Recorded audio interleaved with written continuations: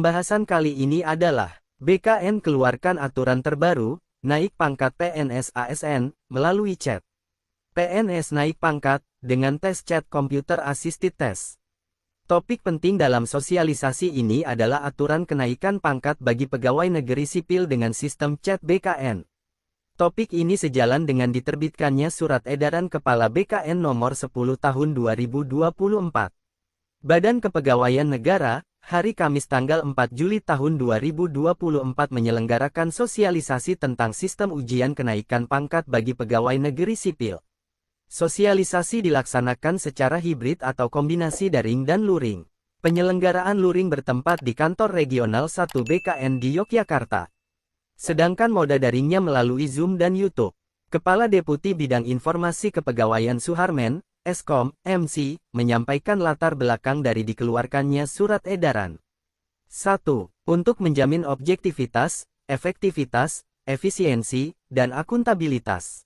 2. Kesepakatan antara Kepala BKN dengan LAN, untuk memperbarui aturan karena sudah tidak relevan.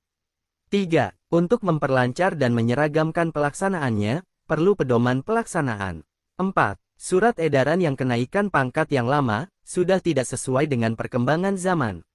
Ruang lingkup surat edaran. Ruang lingkup surat edaran meliputi bagian umum, ujian dinas, ujian penyesuaian kenaikan pangkat, penilaian dan ambang batas, penyelenggaraan ujian dengan metode chat BKN, penilaian makalah ujian dinas tingkat 2, dan ujian ulang. 1. Jenis ujian. Jenis ujian untuk kenaikan pangkat PNS dibedakan menjadi ujian dinas tingkat 1, ujian dinas tingkat 2, dan ujian penyesuaian kenaikan pangkat. Ujian dinas tingkat 1, ujian bagi PNS yang berpangkat pengatur tingkat 1, golongan ruang 2D yang telah memenuhi syarat naik pangkat ke penata muda golongan ruang 3A. Ujian dinas tingkat 2, ujian bagi PNS yang berpangkat penata tingkat 1, golongan ruang 3D yang telah memenuhi persyaratan untuk naik ke pangkat pembina golongan ruang 4A. Ujian penyesuaian kenaikan pangkat. Ujian bagi PNS yang memperoleh ijazah kepegawaian, tata kelola pemerintahan yang baik, good governance kebijakan publik, pelayanan publik, perkantoran, dan literasi digital. Tes substansi instansi TSI untuk menilai penguasaan yang berkaitan dengan rencana strategis instansi, sistem pelaksanaan pembangunan daerah dan struktur organisasi dan tata kelola SOTK. B tinggi dari jenjang pangkat dan golongan ruang sesuai jenjang pendidikan yang dimiliki sebelumnya untuk dapat disesuaikan pangkat dan golongan ruang dengan ijazah terakhir yang dimiliki. 2. Jenis tes untuk ujian. 1. Ujian dinas tingkat 1. Tes wawasan kebangsaan TWK untuk menilai penguasaan pengetahuan yang berkaitan dengan Pancasila, UUD 1945, Sejarah Indonesia, dan Bahasa Indonesia. Tes pengetahuan umum TPU untuk menilai penguasaan pengetahuan yang berkaitan dengan Sistem Perencanaan Pengembangan Nasional, Peraturan Kepegawaian, Tata Kelola Pemerintahan yang Baik, Good Governance Kebijakan Publik, Pelayanan Publik, Perkantoran, dan Literasi Digital. Tes substansi instansi TSI untuk menilai penguasaan yang berkaitan dengan rencana strategis instansi, sistem pelaksanaan pembangunan daerah dan struktur organisasi dan tata kelola SOTK. 2. Ujian dinas tingkat 2. Tes wawasan kebangsaan TWK untuk menilai penguasaan pengetahuan yang berkaitan dengan Pancasila, UUD 1945, Sejarah Indonesia, dan Bahasa Indonesia. Tes pengetahuan umum TPU untuk menilai penguasaan pengetahuan yang berkaitan dengan Sistem Perencanaan Pengembangan Nasional, Peraturan Kepegawaian, Tata Kelola Pemerintahan yang Baik, Good Governance Kebijakan Publik, Pelayanan Publik, Perkantoran, dan Literasi Digital. Tes substansi instansi TSI untuk menilai penguasaan yang berkaitan dengan rencana strategis instansi, sistem pelaksanaan pembangunan daerah dan struktur organisasi dan tata kelola SOTK. Tes pengetahuan manajerial yang selanjutnya TPM, merupakan tes yang bertujuan untuk menilai penguasaan pengetahuan yang berkaitan dengan manajemen. Penilaian makalah. Jenis ujian penyesuaian kenaikan pangkat UPKP. Tes wawasan kebangsaan TWK untuk menilai penguasaan pengetahuan yang berkaitan dengan Pancasila, UUD 1945, Sejarah Indonesia, dan Bahasa Indonesia. Tes kompetensi teknis TKT merupakan tes yang bertujuan untuk menilai penguasaan pengetahuan yang berkaitan dengan perkantoran, peraturan kepegawaian, pelayanan publik, tata kelola pemerintahan yang baik, good governance, dan kebijakan publik.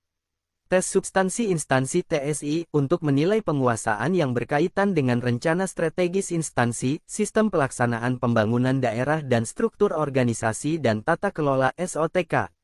Tes kompetensi penunjang TKP merupakan tes yang bertujuan untuk menilai penguasaan bahasa Inggris dan literasi digital.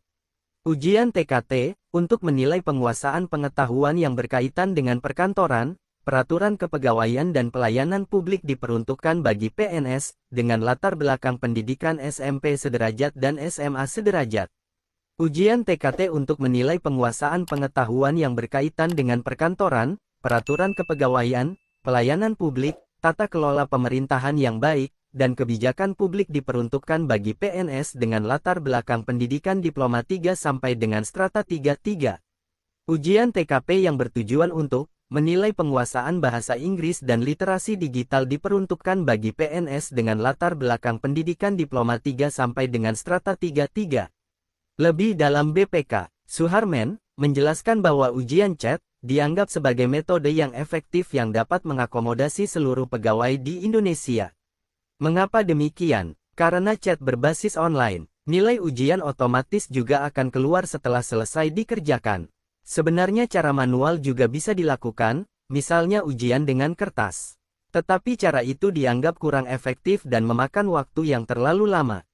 Ujian ini memang online dan bisa dikerjakan dari rumah. Tetapi, BKN merencanakan pelaksanaan ujian akan dipusatkan di beberapa titik. Artinya peserta ujian harus datang ke suatu tempat sesuai dengan jadwal yang ditentukan. Tempat ujian, ujian dinas dan UPKP dapat dilaksanakan di Kantor BKN Pusat, Kantor Regional BKN, Kantor Unit Pelaksana BKN, atau lokasi lain yang disepakati BKN dengan instansi. Alasannya untuk antisipasi perjokian, soal tidak dikerjakan oleh yang bersangkutan, namun oleh orang lain dengan sistem joki. CET dianggap sebagai terobosan dalam rangka percepatan dan digitalisasi. Dalam ujian kenaikan pangkat, harus ada standarisasi yang sama untuk pegawai di setiap daerah. Standarisasi itu diwujudkan dengan ditetapkannya nilai ambang batas. Nilai ambang batas adalah nilai minimal yang harus diperoleh oleh peserta ujian agar dinyatakan lulus. Nilai ambang batas ini harus disampaikan oleh PPK kepada peserta ujian sebelum ujian dimulai.